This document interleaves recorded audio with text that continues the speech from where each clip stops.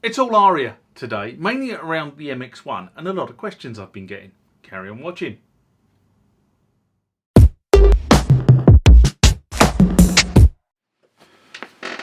Now, if you've watched the channel on a regular basis, you will know that I do own some ARIA equipment. There are many videos on the channel about the various bits of ARIA equipment, and actually sitting around me at the moment sitting up here is my System 8, because I've been using that. Sitting down on the bench here is a TR-8, and sitting down on the bench over here is an MX-1. And if I've got it all wired up correctly, then I can control the TR-8 from the MX-1 by pressing that button and stopping that button, and we can listen to the feeds coming out of both these instruments by tapping on the relevant mute button on the mixer. So at the moment the TR-8 is in, and if I take it out and I put in the MX-1,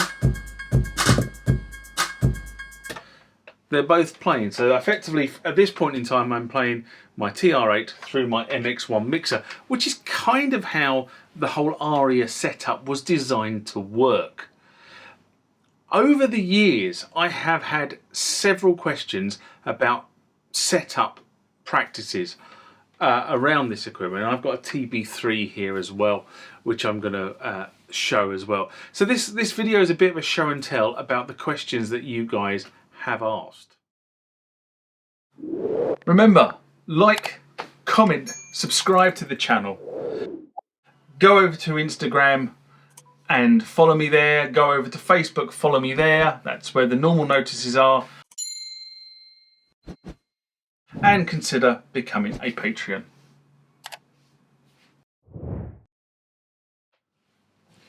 Okay, the first question that I get asked a lot is, I can't get my ARIA piece of equipment to work with my MX-1 mixer.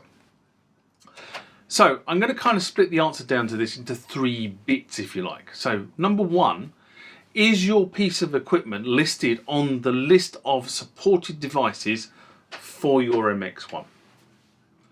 And if the answer is no, then you have a limited chance of getting it to work on the MX-1.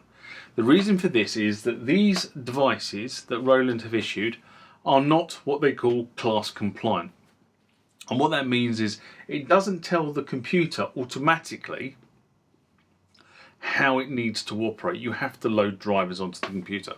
And similarly on the MX-1, the firmware, what Roland did over a successive number of years was released firmware for the MX-1 to support newer Roland products. So the Jupiter 80 was supported, the Juno DI I think was supported, System 8 was supported, and then they introduced some legacy code to support other pieces that were released.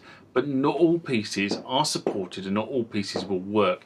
It is kind of a bit of a hit and miss if it's not on that list on the Roland website. So that may be the first reason. The second reason, believe it or not, is down to this thing here, the USB cable. Okay, and I actually had a series of correspondence this week with a YouTuber, and it turned out to be that this was causing the problem. He swapped out the USB cable and all of a sudden all was working. The USB cable he had didn't make it work. Now this was specifically around a TB3 and I'll come on to that later on. But one of the things you need to kind of understand is, does my USB cable actually work? Can you use it on other devices and does it actually transmit data backwards and forwards? You will be surprised how many duff USB cables are floating around, especially if you've bought them off cheap sites on the internet. Yes, a USB cable is a USB cable, but not all USB cables are made equal. So that could be what's causing your problem. So try different USB cables. Okay. The next thing you might want to do is you might want to check whether the MX-1 or the piece of equipment that you're trying to connect to it is in an incompatible mode. What do I mean by an incompatible mode? Well, they get their knickers in a twist, I think is the easiest way for me to describe this. For some reason, and maybe it's a series of keystrokes that you've done, it's the way you've set it up, but for some reason the MX-1 is not listening. Okay, so I just had, literally before I came on camera, I had the scenario where my MX-1 wouldn't listen to my TR-8. And this happens on a fairly regular basis, especially if it's been in storage for a couple of months. Then I switch the two on and this won't listen to this. So I'll get beats coming out my TR-8, I won't get beats coming out my MX-1. Why? Because this is not listening. And the easiest way to solve that on the MX-1 is you switch the MX-1 off, like so. I'll bring it up like that. You press the recall button, you switch the MX-1 back on. You will note in this window here it says RST, which means I'm in reset mode. You press the start stop button for it to go, and then it says CNP, and that means it is done.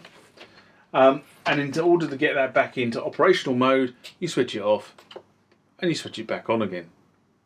Okay, so that's ready to rock and roll. And similarly, what I would also say is you want to do the same on your TR-8. And on the TR-8, see, I've got it on the bench here. If you want to do a reset, you hold the clear button down, so you switch it off, hold the clear, switch it back on. Again, in the window over here, no, that hasn't come up properly. Let's try that again. Press clear. Right. And now over here it says RST. Press the start button. It now says CNP and all the scatter lights flash. Reset's done. Switch it off. Switch it back on. And up it comes, ready to rock and roll. And just to confirm that has worked, if I start my MX-1, my TR-8 starts running, and if we do the same thing again, TR-8, MX-1. Okay, so that's sort of kind of the basics and the Mickey Mouse stuff. But that is, honestly guys, a lot of the times where problems are had, it's one of those three reasons predominantly why your instrument will not work with your MX-1. So please, please, please try those three, and if you don't get those three working, then we start looking for something else. Okay, the next question I get asked a lot is, if I connect my TR-8 to my computer via the MX-1, how many channels of audio do I see? And I thought the easiest way to do that was actually to do the demonstration. So, here is my USB cable. I'm going to plug this into my computer. And you will see a screen recording of my computer's audio interface over here somewhere. Okay, you don't need to see me, you just need to see it. So if I were to turn around and say, okay, what I'm going to do is I switch off my TR-8, I unplug my TR-8 from my MX-1, and I plug my TR-8 directly into my computer, and I switch the TR-8 back on. What you will see is the computer, because the drivers are loaded, it knows about the TR-8. If I then go and click on the TR-8, what I see is I see 14 inputs and 4 outputs after the master. Okay, so the TR-8 gives me 14 inputs and 4 outs. If I were to disconnect the TR-8 and I then move this USB cable across and I plug the USB cable into the back of the MX-1 and switch the MX-1, actually it's recognised it without switching the MX-1 off, on and off. I normally switch them on and off. Off the MX-1 I get 18 inputs and 18 outputs. So that's the MX-1 giving me 18 inputs and 18 outputs, which is roughly correct if you think about what you're doing here. So you've got 1, 2, 3, 4, 5, 6, 7, 8, 9, 10, 11, 12, 13, 14, 15, 16, 17, 18. Okay, so that is correct. The MX-1 is showing me the inputs on this particular device. So if I now were to effectively switch this off, so it disappears off screen, and I will now plug in the TR-8 and I'll switch the MX-1 back on, like so. We get the MX-1 on screen. If I now switch the TR-8 on, right, so that's up and running, and I will confirm that I can control the TR-8 from the MX-1. Let's go back over here, MX-1 on. Okay, so the MX-1 is receiving audio. If I now go and look at the MX-1 on screen, I only see 18 inputs, and I see, sorry, 18 inputs, 18 outputs. I am not seeing dedicated outputs and inputs for the TR-8. In fact, if you look over here on this side of the screen, you cannot see the TR-8 listed. So the answer, guys, to the questions that you guys raise a lot about this is that when you're using the MX-1, you only see the MX-1 inputs from an audio stance on your computer. You do not see the inputs from the TR-8. This is not acting as a hub in the true sense of the word hub. It is only showing me the MX-1 devices. Okay, the next question I get asked about this type of combination is, what happens to the MIDI? And that's a very good question, because this is where it becomes a little bit of a black art.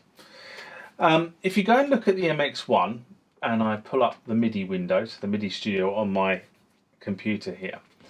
If I just minimize that, get rid of that for the second, and maximize that, you can see that the computer has recognized that the MX-1 is connected to it, because it has highlighted all the active connections. Now I only have one active connection, and that's to that. But we know that this is plugged into that, but I'm not seeing any MIDI connections for this in my MIDI connection window. If I were to unplug my MX-1 and I unplug unplug the TR-8 from the MX-1, and then I plug TR-8, it's always the same way on film, isn't it, into, oh, hang on a minute.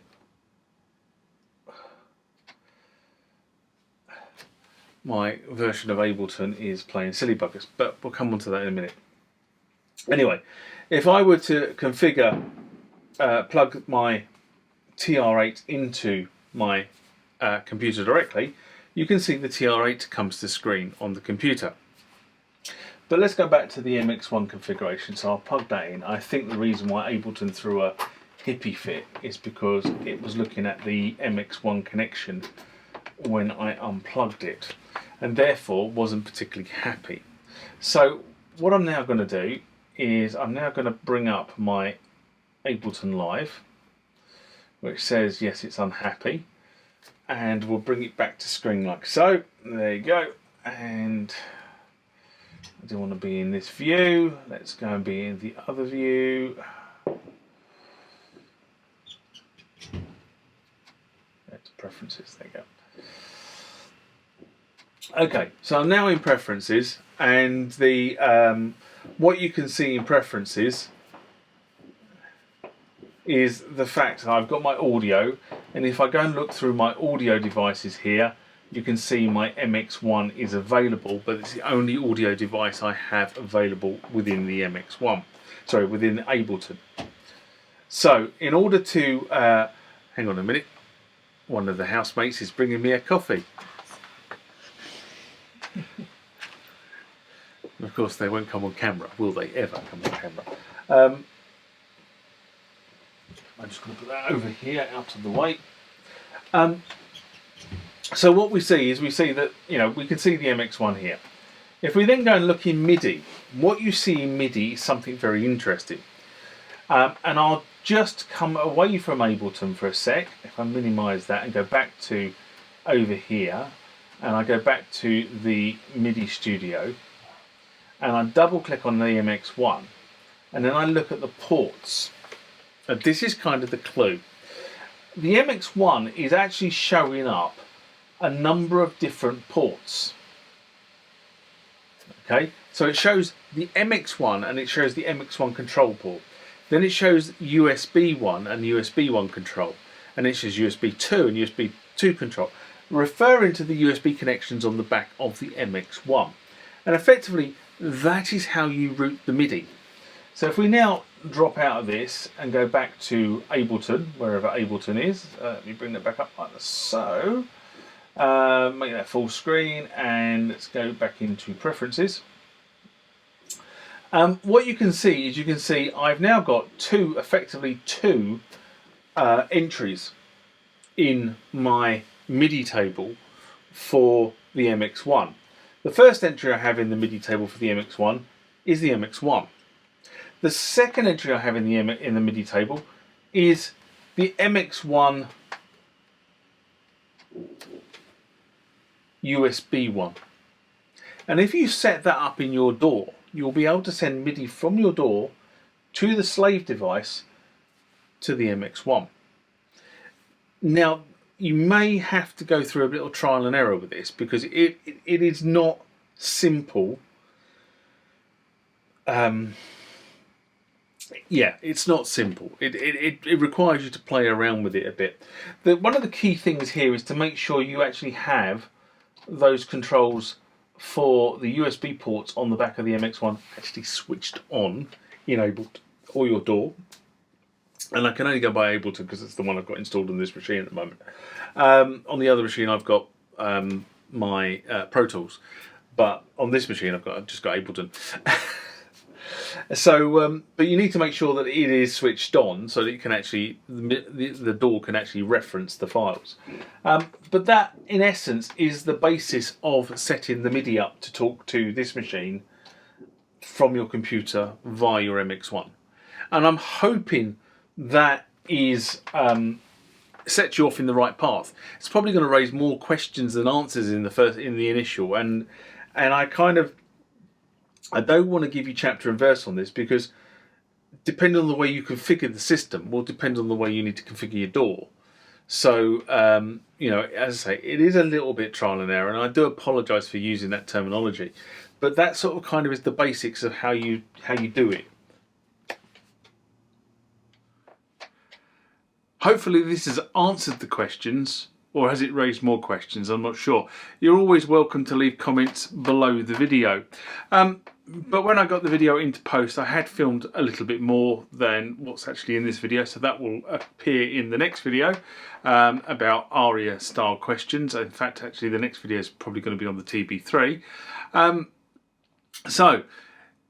Well, that's the end of the video. So I leave you with my normal greeting, which is live long and prosper, and watch out for the next video in this sequence, which will probably be about a week to 10 days behind this one. All right, catch you later. Bye bye.